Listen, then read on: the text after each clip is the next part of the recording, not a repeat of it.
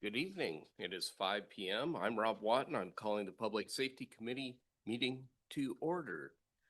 First order of business is roll call. We have all council members present. That would be Council Member Cotton and Council Member Tessman, as well as as well as Mayor Mayhew and Assistant City Attorney Robert Thurl. That there is one correction as I'm sitting here looking at today's agenda that I printed out, which is different than the agenda that's up there. I have no idea why the non PDF has Brian Holloway on it. So anyway, there's a difference between the two agendas. And I presume I've got June 15th, 2026. So with that, agenda approval, I have one addition, and that would be number 4 under discussion, and that's best risk mitigation discussion. If there's no objection to that, we'll add that. Any other additions or edits to tonight's agenda? Hearing none, we will accept the agenda as presented and amended. Next, public comments. I do not see anybody here in the audience, but if you have concerns that you want to bring before us regarding public safety, you are welcome to come in person, and we'll allow you 3 minutes to speak on those. Otherwise, send your comments into the city clerk, and those will get dispersed to the committee. So I will close public comments for this evening. Minutes. I'm looking for the approval of the minutes dated June 1st, 2026. Second. It's been moved by Councilmember Cotton, seconded by Councilmember Tessman. Any comments on that? Hearing none, we will accept the minutes as presented. Thank you. Now, for why we all showed up tonight. Agenda bills. AB 26-026, amendment to the ILA for fire and EMS service to Echo Glen Children's Center. That would be Chief Bailey, wouldn't it? He is on the agenda. That's great. Chief Bailey. Good evening. Good evening, Council. So this agenda bill is in front of you. Just to go over it briefly, so we've had agreements with Echo Glen since 2003 for fire and EMS services. Typically, they're 2-year contracts. We have currently we're under contract for 1 year. They usually do July to July, so from July 1st to July 1st. So 25 to 26 is what we're currently in right now. The last few contracts, the service, for our contracts have been based on a formula that includes square footage. They haven't been based on calls for service. They've been based on a square footage. That's what Echo Glen likes to use. So that's what our contracts have been based up on until now. The reason why this is coming up is the last couple contracts, the call volumes have gone up, have increased. Previously, they were typically around 20 or so per year. Call volume was 20 or less. And then starting in 23, they started to go up. In 23, we had 35 calls for service. 2024, we had 66. And then in 2025, it was down a little bit to 38. So of course, that kind of had us concerned a little bit as to why they went up. So that started some conversations with Echo Glen. Last year, I met with them, explained the issues of the increased call volume. At that time, like I said, we usually do a 2-year contract. About this time last year, we decided to do a 1-year contract and to see if there was some things we could do to address the higher call volume. So I talked with them. I met with them throughout the year, kind of came up with some strategies on what we can do to reduce the call volume, create some new policies about how they transport their patients. some new policies regarding what their nurses can do on staff, as well as some of their automatic fire alarm policies, when they call us, when they don't. So I've been working on that over the last year. So in 2025, again, it's a split July to July, but they were able to reduce, they went from 66 down to 38. And then so far in 26, up until June 1st, they've only had 9 calls in 2026 so far. So we're moving in the right direction. Like I said, they've been very proactive in working with me, trying to get their call volumes down. So I've seen a lot of good progress on their part. They're really committed to getting them down. So now we're at the point of what we're going to do for the next period, because their contract is up at the end of June. So I've been talking to them over the last couple months. Their desire was to do another 1-year contract just to see if they could continue the progress to get the call volume down. And talking to them and seeing what they've done and seeing their commitments, I determined that that was probably the best action that we could take. Looked at some of the alternatives and really just giving them another year just to see if we can continue that trend. I felt was the best way to go. So in consultation with Drew and the mayor, I started negotiations with them a month or so ago just to come up with a new contract for this next period. The way they like to do their contracts in this case would just be to do an amendment, not a complete contract. So that's what we've been working on, is an amendment to the current contract. So that's what we came up with this agenda bill. And I'll just go over what the changes would be. So it would be another 1-year contract, or, from July of 26 to July of 27. And that came with a 3%, 3.07 increase for inflation, and that's just based on the CPI. And so that would go, the numbers, it's in the agenda bill, but it would go up from 17,794 a year to 18,333. And then we also, it's put in there that if we wanted to, at the end of the year, we could increase it for another year if we wanted to, or we could negotiate another contract at that time. And it's written into the amendment, if we did decide to increase it or to extend it for another year, then another inflator would be applied to it based on the CPI. So that would carry on for another year. But the key piece that I think we got in there is we put in some language to protect the city if the call volume does go back up.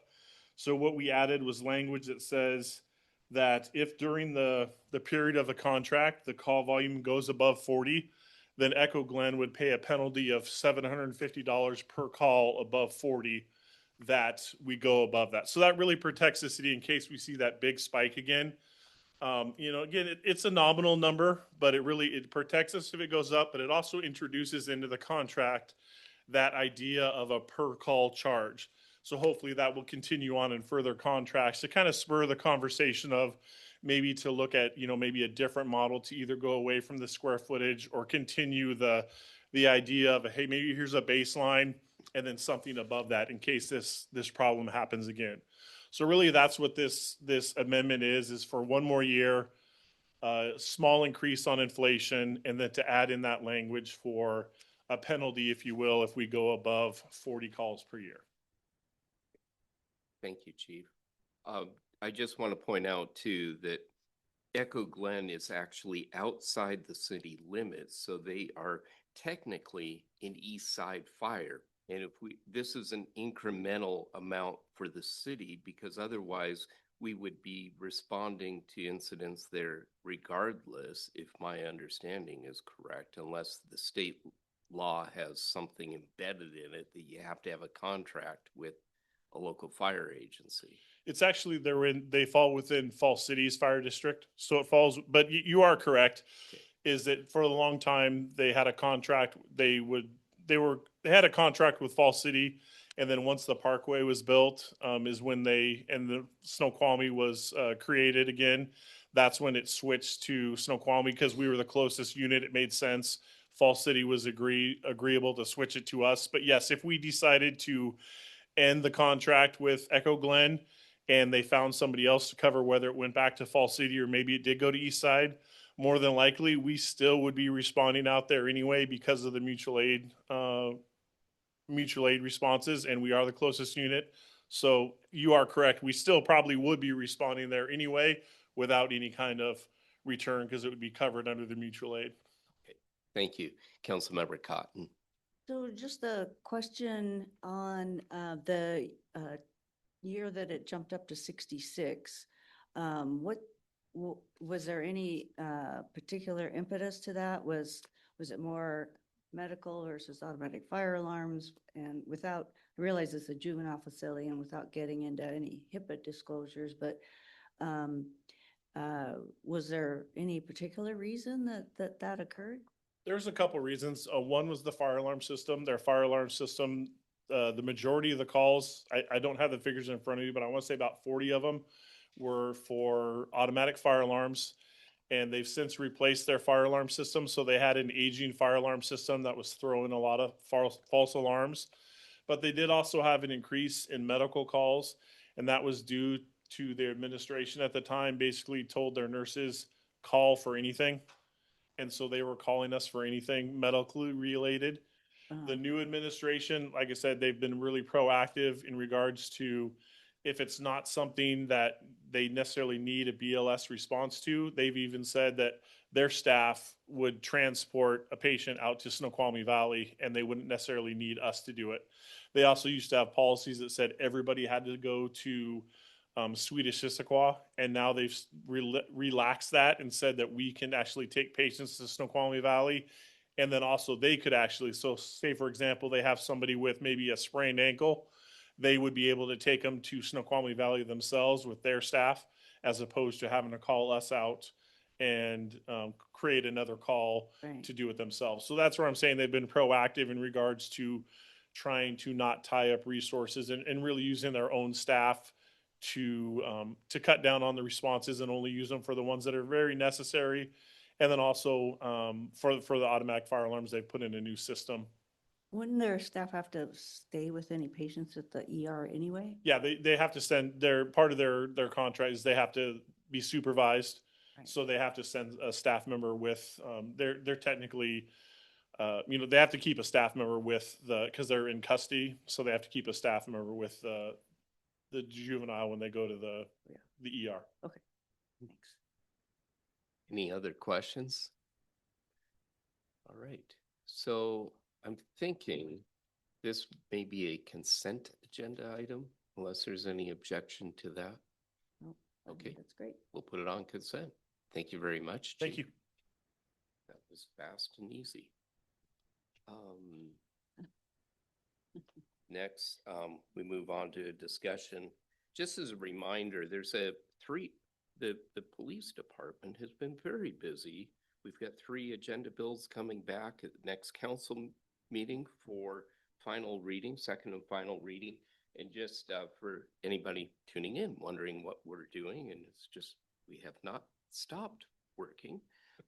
Covered loads, by the way, last week, I let the chief know I followed 2 trucks that did not have covered loads. And it's unfortunate. One had gravel in it going up the parkway, a full load of gravel. And the second one had beauty bark that was probably going over to a project for us, I would imagine. So anyway, that's really important, having this on the books as well as enforcing. But that's not the only thing I've been noticing. E-motorcycles have made a comeback on let's see, Ridge. I've seen it on Center Boulevard, and also over on Douglas with some pretty impressive wheelies. And they appear to be very newish drivers, shall we say. So anyway, that's coming back. And then the final one, I have not seen this happen, and that's just the animal cruelty. Thank goodness that we are in the second and final reading and just kind of cleaning things up. So good work to our public safety team. So with that, we come to the next item, and that is a discussion around the Coalition of Small Police Agencies, ILA addendum. Chief Racy. Thank you, council members. I'm going to give a little bit of back history, just because we have a newer council member that probably doesn't have a lot of knowledge on what we've done since 2002. So I'll kind of give you an update.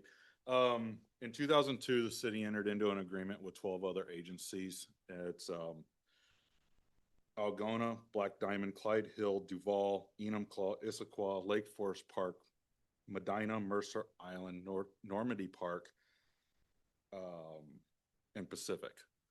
And what we do is we pull our resources together as 12 agencies in King County to provide training, not only for leadership, but for the officers and use of force and other things like that.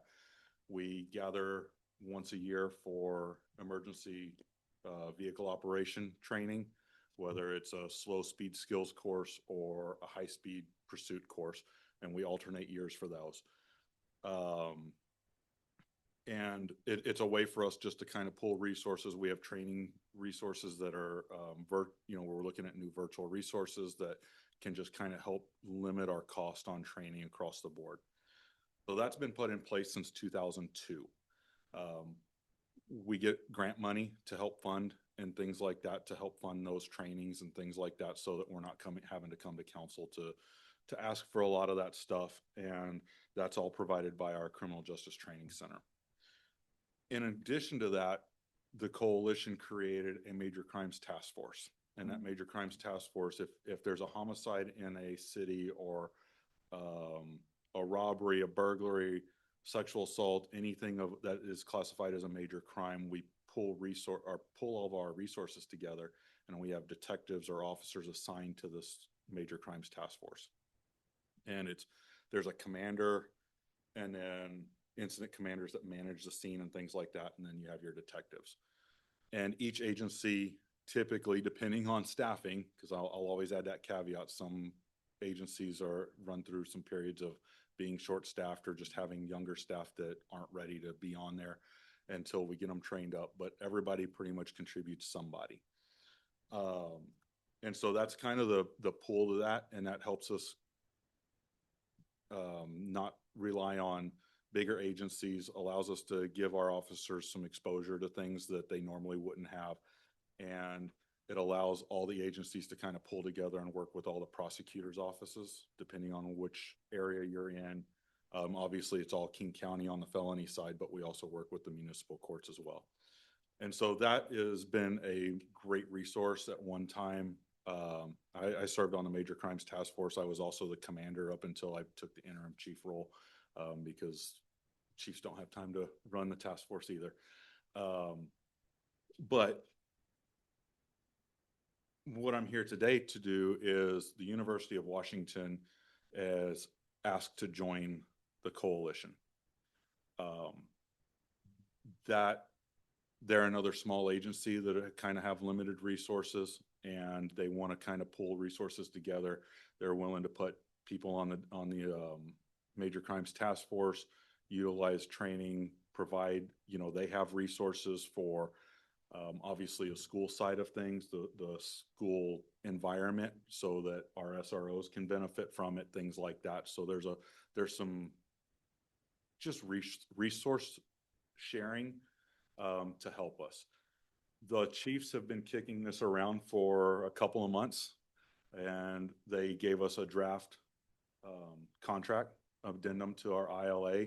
The chiefs got together and this was all written up. I've already sent it to our legal department for review. So we're kind of through all of that early process. I just submitted the agenda bill today to come back to y'all at the next meeting, and then hopefully go to council after that. But what we're looking at doing is basically adding the University of Washington Police Department into the group of 12. So making them our 13th. It helps with providing mutual aid.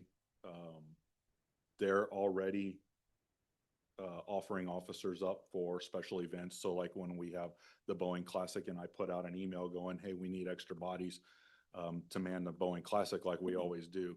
They're already stepping up to the plate going, hey, we can help out.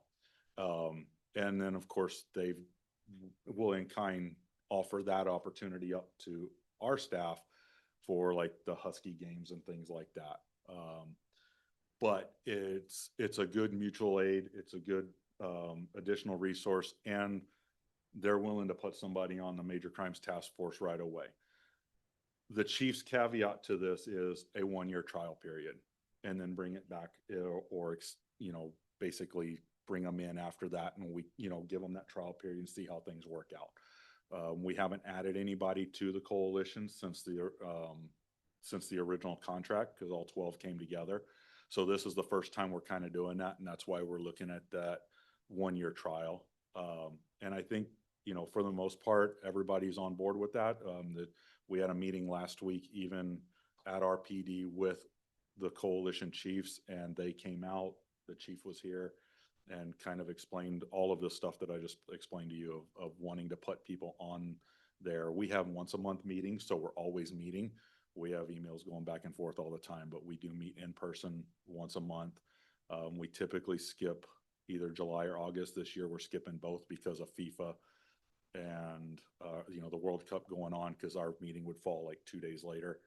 And then we skip June or the August month because it also falls in around the time of the Boeing Classic, all the summer events, and National Night Out.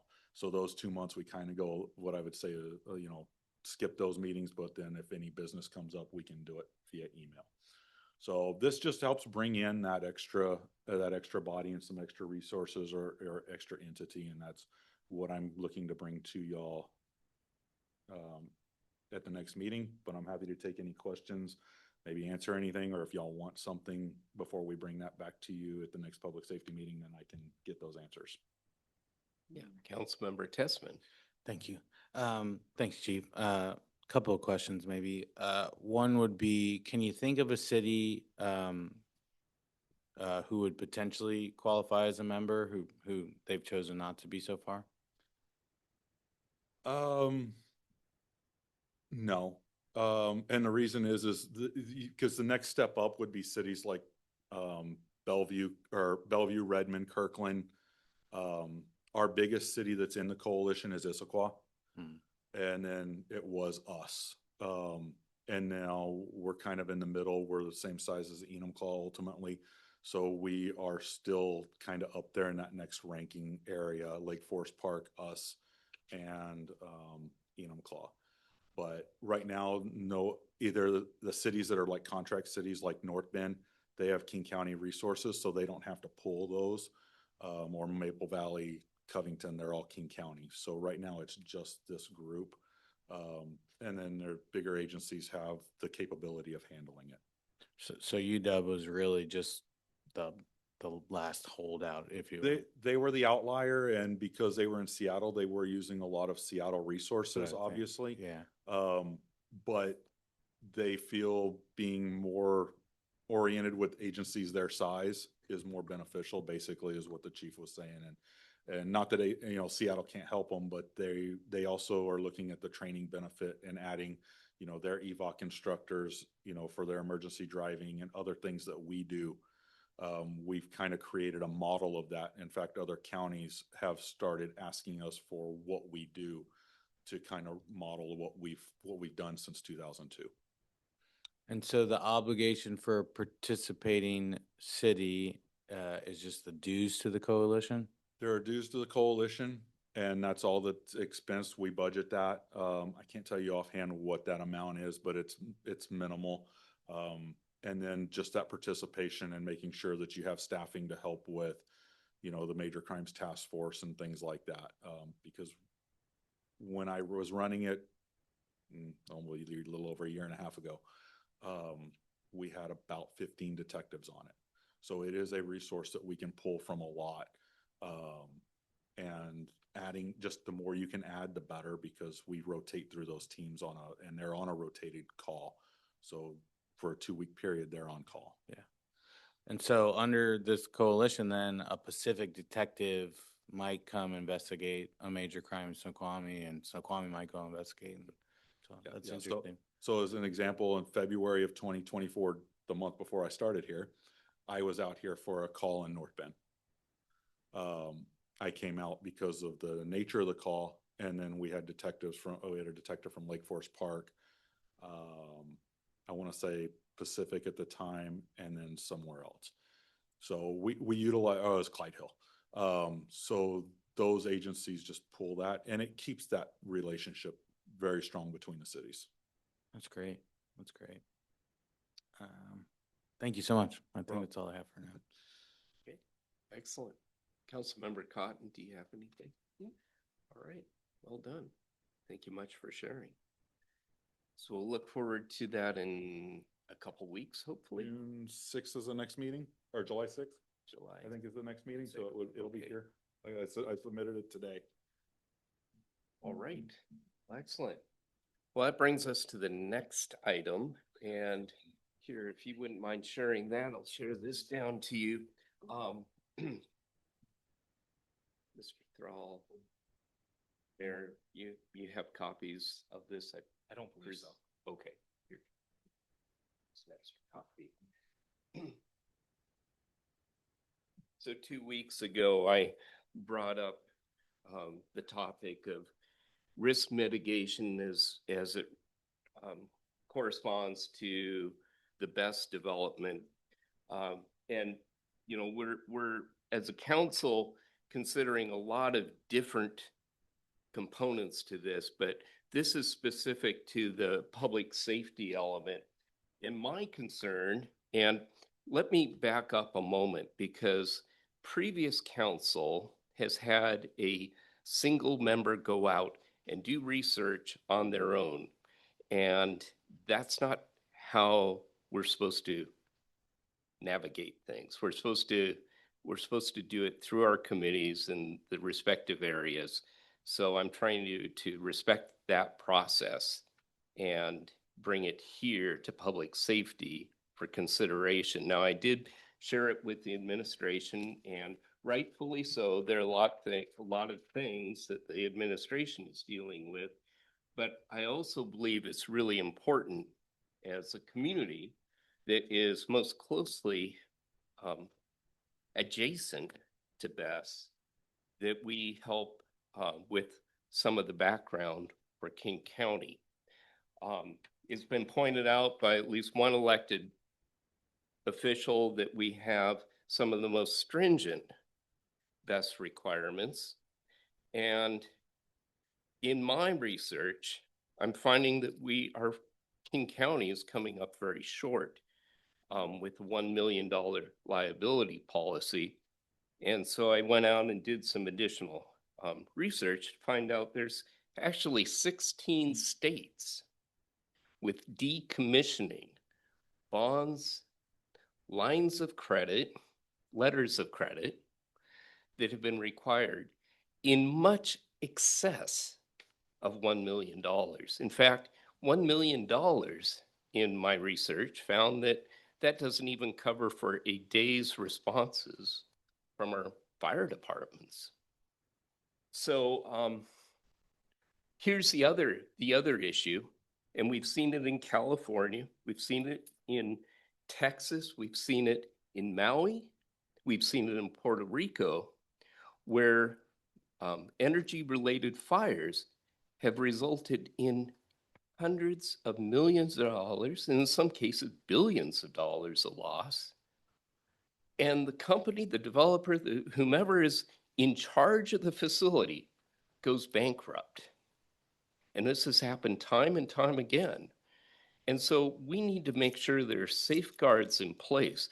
Now, I have to admit, I do not have an assistant other than AI. And it's like, okay, help me understand what are the risks that we're facing. And I want to be very transparent and provide you what I've found. But I do not want this to end here. It's going to be on each of us to do our research, come back and help the administration with the information we need so that we can help inform King County of what's appropriate. So one of the things that I've come across is the size of the project. It's 130 megawatts. It's pretty significant. It's not like a small project. There's a wildfire, and Chief Bailey, you can appreciate this, the interface with wildfires and how do we mitigate for that. There's the environmental liability. the pollution, the runoff, the financial assurance. And this is where the decommissioning aspect comes into account. And what I found is that these battery cells need to be replaced in 10 to 15 years. And in other communities have been, or developers have been accountable for coming up with a decommissioning or for a replacement plan. And then I went and looked at the IRS as far as if I were a developer, when do I get the full benefit? It's the first 5 years because you get to expense that upfront. And Mayor Mayhew will appreciate that as being a CFO is, you know, the incentive kind of goes away after the first 5 years for certain things. And we know that this is a new technology and technologies change and it's changing rapidly. So to assume that this facility, if it's built, wherever it's built, is going to last for 25 or 50 years, this is not the same thing. This technology changes. And at some point, it may be abandoned. And so what are the safeguards to our community? Emergency response. We've seen in fire after fire how much it costs fire agencies in dealing with. Well, it's up to us to fund some of that. We need to make sure that if there is an incident, that the developer can bear the expense. And there's policies out there. There's insurance policies. There's, again, letters of credit. And here's the next one. And that is, what if the developer goes bankrupt? Our best instrument is a letter of credit. Because if governments insist that it's a $5 million, a $15 million letter of credit, and the company files for bankruptcy, the bank will still be responsible for paying the full amount of that letter of credit. So I think there's a number of things that we need to take a look at. The fact that it's a $1 million liability cap, not a minimum, a cap.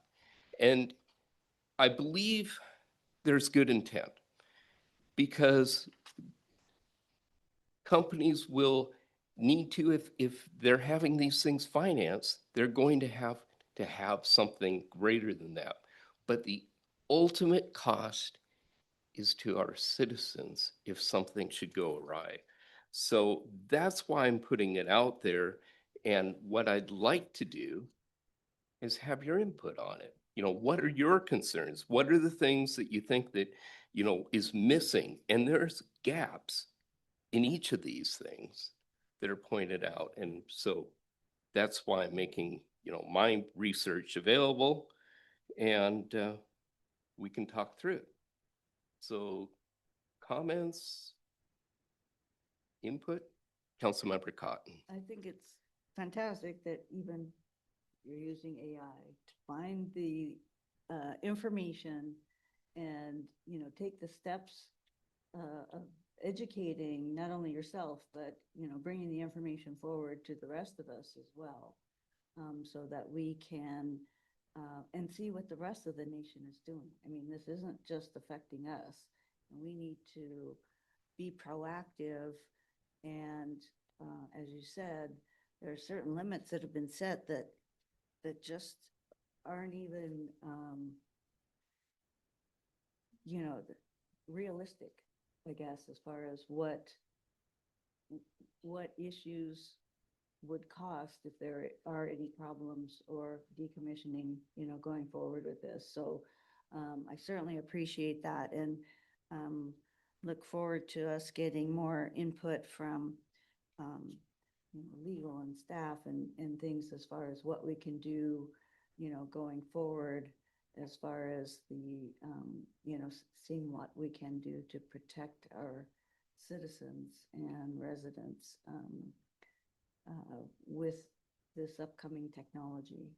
Yeah. And I'd certainly like input from, I mentioned staff, the professionals in our departments that, will be the ones not only responding, but, or potentially dealing with the cleanup or, even financial, if there is a problem, this would be huge for us. Councilmember Tessman. Couple thoughts. First, thanks so much, Chair, for the work on this product. I mean, this is great information. Obviously, it's my first time looking at it, but really, really frames it well. So I appreciate that. Second, I think you're spot on. Obviously, there will always be a balance between, for those in favor of clean energy, getting these projects across the finish line and versus, the balancing act between the rightful concerns of citizens, right? And so that's valid. I would say, for the record, unequivocally, the balance should favor the needs of the citizens, right? And the concerns of the citizens. The other thing I would say is, just to be clear-eyed, this is great to guide the discussion and to ultimately seek to influence King County to update the best ordinance. I'm assuming is the ultimate goal Yes. of this work. However, that ultimately, let's say we're successful, which I think we will be. That will ultimately benefit future municipalities within King County who find themselves in the situation. It will not benefit the city of Snoqualmie with the specific project we're facing Mhm. because of vesting. So I just want to be clear-eyed on that. And that's fine. I think Snoqualmie should serve a leadership function, right? So that's great. Yeah, I think those are my initial thoughts. I think in particular, I'm glad it talks about the issue of setbacks when we think about the specific concerns that have been articulated by the citizens of Snoqualmie. Obviously, probably the number one concern is just the half-mile proximity, direct line distance to Cascade View. I'd be curious, I don't think it's in this material, what the Clean Power Association recommends for setback standardization, like what does good look like? What's best practice on setbacks, particularly for a medium scale project such as Cascadia? So that would be a question, and I'm happy to dig in too. So That'd be great. yeah, that's one of the first ones that comes up in my head. Obviously, in terms of the discussion with King County, one thing I want to hear in that discussion is what the thought process was behind such low thresholds. Given what's been outlined as just general commercial general liability requirements, given what we're talking about with this best project, I'm incredulous that the limits were set so low. So I'd love to hear more about why that was. Okay, very well. Councilmember Cotton. And do you have any concerns about us, or you may already have, like, taking us to the best work group? No, it's for public consumption. And whatever, this is a heavy lift, Right. given the short period of time that we may be under. And now's the time to act. Now's the time, because once it's built, and if we don't have safeguards in, as Councilmember Tessman pointed out, some of these liability policies, we're looking at 25 million, 50 million.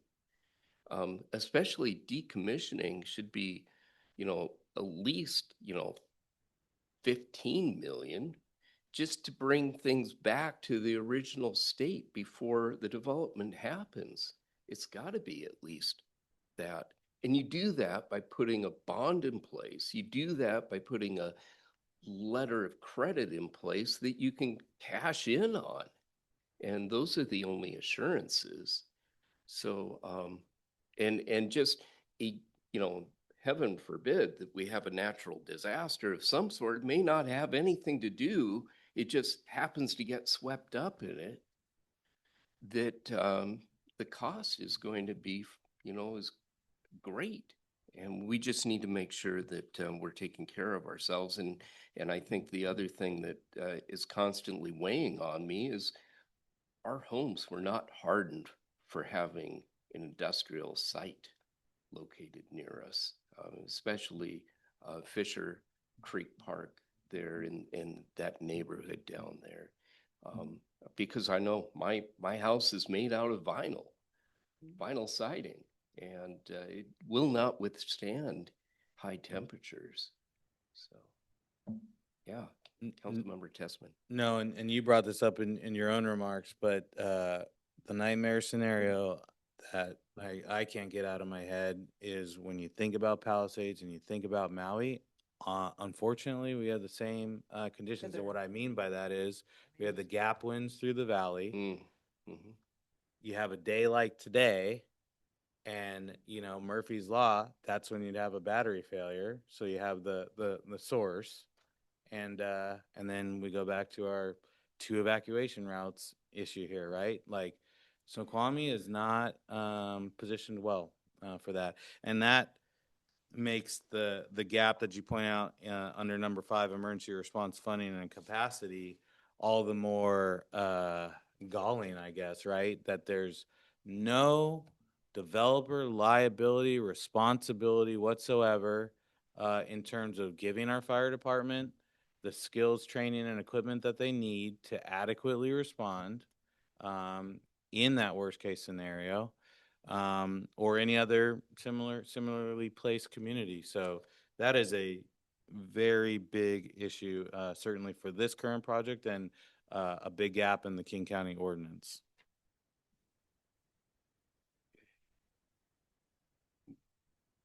Any other comments? Okay, moving forward. Recommendations, where would you like to lead with this? Well, I was hoping to, if Councilmember Tessman is all right with this, Wednesday, we have a work group meeting this Wednesday. If we can, actually, if you can email this to me, I can Absolutely. email this out to the group and just so that they get a chance to look over and see if there's anything that they haven't considered as far as that, but definitely be bringing this up for when our testimony is going to be started. Yeah, Councilmember Tessman. I think what I would like to settle on, maybe as a committee, just in line with what you're talking about in terms of regular order, is what's the desired output? I'm assuming it's the desired output from us would be a required input for the King County ordinance review process, whatever that looks like. So 1, alignment on that. 2, related to that would be understanding what that King County process looks like, so we know. Because I'm thinking it's potentially outside of the review for this project. Like whatever the process required to get ordinance 18 whatever up for review by the King County Council.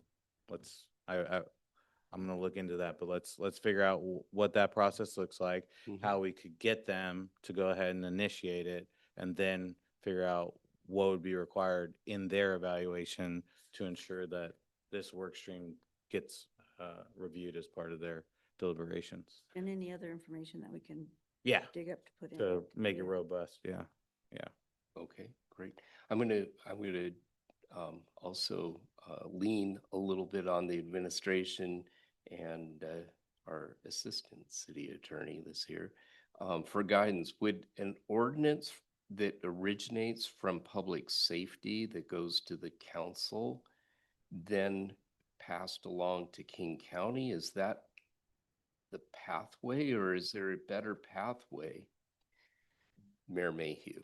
Yeah, I may be misunderstanding your conversation, but there is no pathway by which a city can introduce legislation at the county level. Well, no, not introduce legislation. It would be passing some sort of resolution. Maybe an ordinance isn't the right word. Maybe it's a resolution as a council specifically on the risk mitigation and the oversights that have obviously been, missed in the King County ordinance. Yes, Mayor. please. Yeah, so the way to influence county legislation is you have to go to county legislators and county legislative meetings, such as county council meetings, and influence those legislators. There's no method by which a city causes legislation or initiates legislation at the county level. So if you want to have the city pass a resolution saying we're concerned about something, certainly that's a thing that the city council can do. That in and of itself doesn't have any particular impact. It's more the delivery of those concerns to the legislators and trying to persuade them that they should take action with regard to the concerns. If you thought a city resolution would help, you could do that. That's not typically how legislation works. It wouldn't harm, but I don't think that it would particularly help. It's just not the way that legislation happens at the county level. And a second pathway, we could pass an ordinance for anything that's within the city. And for instance, if they should come to us later for annexation, they would have to meet those standards at that point. Is that correct? Yes. That is Mayor. absolutely correct. Okay, so we can do that as well. Yes, and I believe that the scope of work in the, if you're specifically talking about, BES Mhm. facilities, which I think you are, that is already a process that's been initiated. The work plan that came out of the moratorium that this council passed is, includes coming up with what different types of legislation we should pass in Snoqualmie to address concerns that we have in Snoqualmie. So exactly what you're saying is exactly what is part of that process, the work plan, in fact, that the council already has passed. Okay, thank you. Councilmember Cotton. So even funneling this information into a letter from the city council or administration, such as we just have sent to the county's permitting Mhm. division, you know, are you saying that that's not going to have any effect? Or would it have some, at least opening of the conversation where then in the right steps, in the right process, we can go forward with giving testimony and things like that? Yeah, Mayor, please. Yes, exactly. The latter is exactly where a letter alone will have certainly not no impact, but I would say typically very limited impact. Now, a letter, for example, if that was done in conjunction with other cities, say in the Valley, SVGA cities, for example, could get more attention. But really, for that to get any particular traction, it really has to be coupled with going to the legislators, going to their council meetings, pushing for legislation that they would pass. And then, yes, something like what you're referring to would then be additional to that effort and sort of put it in writing. But the writing alone is unlikely, especially just from one city, is unlikely to have, won't have no effect, but it's unlikely to have the sort of significant impact that I think that you're looking to have. Councilmember Tessman. Yeah, so not to put too fine a point on it, I think a strategy then needs to be, the whole council, but certainly the three of us need to raise our hands, take responsibility for a given one or two members of the council, set up direct relationships and look to lobby them for changes, including with the ordinance's original author. And then, Council Member Cotton's point, I think, the goal, for like a written product should be a letter that, the timing of which will depend on our discussions with individual King County council members, but, should ultimately enter the record of King County Council proceedings so that that's clear. Whether or not, I mean, yeah, it should come from the whole council, obviously. So, yeah, I think that should be the goal. Getting the other cities involved. Get it in the record. Yeah, I thought that was a great recommendation by the mayor. Mayor, please. Yeah, if I could just give you a recent example. So just this past meeting, I'm going to say of the King County Council, but it's a little, there's a regional transportation board, regional transportation authority. So it's legally a separate entity from the county, but it's governed by the King County Council members. So largely the same thing. But in any event, they have been considering implementing an additional sales tax to fund transportation improvements, particularly the roads, as we all know, around living out here where we do. The roads in unincorporated King County are badly deteriorated and need significant additional funding. So they've been struggling through thinking about doing imposing this sales tax. And then the concept came up of, hey, maybe some of that tax should go to some of the cities, because especially smaller cities like us struggle with roadways as well, and especially even smaller cities like nearby Carnation, for example. And so then there became sort of a tension because the question became, Seattle thought that perhaps they should get some of that tax, and then there became sort of pushing, sort of a pushback around, well, how much should different cities get, larger cities versus smaller cities? Should it all go to the county? So what happened was Sound Cities Association took a position for all the SCA cities, and then the SBGA cities, the mayors for all the SBGA cities signed on to a joint letter with a single point of view. And so these kind of activities of taking something that is of regional interest like this and getting a bunch of cities really pushing this together has a very powerful impact, far bigger impact than we could have as an individual city. So I'd really encourage us to think about trying to go together with other cities, whether it's just SBGA cities or whether it's indeed all of SCA. I think that would make our voice just many times more powerful. Okay. Appreciate it. Well, we've come down to the end of our hour. It's 5:52. I want to thank Council Members Cotton and Tessman for their input on this, and we'll certainly continue our work forward. And I encourage you to share this information with Bess. One footnote is whenever you use AI, there's fallacies to it. It's not perfect. That's you.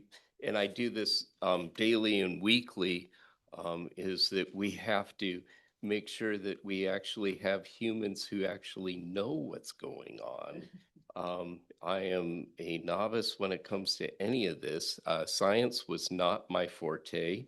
Business and math, simple math was my forte.